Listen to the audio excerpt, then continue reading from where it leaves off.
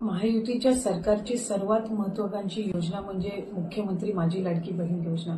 आज राज्याचे मुख्यमंत्री देवेंद्रजी फडणवीस साहेब, उपमुख्यमंत्री आदरणीय एकनाथजी शिंदे साहेब आणि उपमुख्यमंत्री अजितदादा यांच्या सूचनेनुसार डिसेंबर महिन्याच्या हप्त्याच्या वितरणाची सुरुवात, सन्मान निधीच्या वितरणाची सुरुवात आपण आजपासून करत आहोत आणि साधारणपणे 9 ऑक्टोबर रोजी आपण शेवटचं डीबीटी केलेलं होतं आणि त्यावेळेला जवळपास 2,34,00,000 पेक्षा अधिक महिलांना आपण या योजनेअंतर्गत लाभ दिला होता।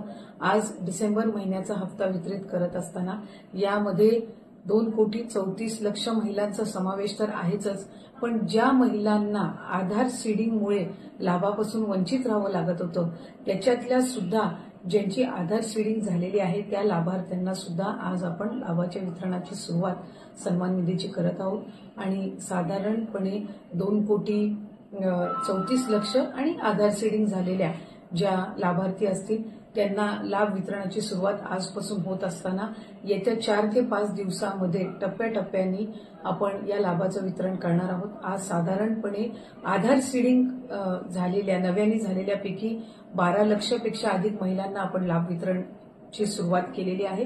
67 लाखापेक्षा अधिक महिलांना आज आपण पहिल्या दिवशी लाभ वितरित करत आहोत। असंच उद्या, परवा आणि आणखीन पुढचे 2 दिवस असे 4 दिवस रोज महिलांना लाभ वितरण करण्यात येईल आणि अशा पद्धतीनं 2,34,00,000च्या पुढच्या ज्या आहेत अशा पद्धतीनं आपण त्यांना लाभ वितरण करणार आहोत।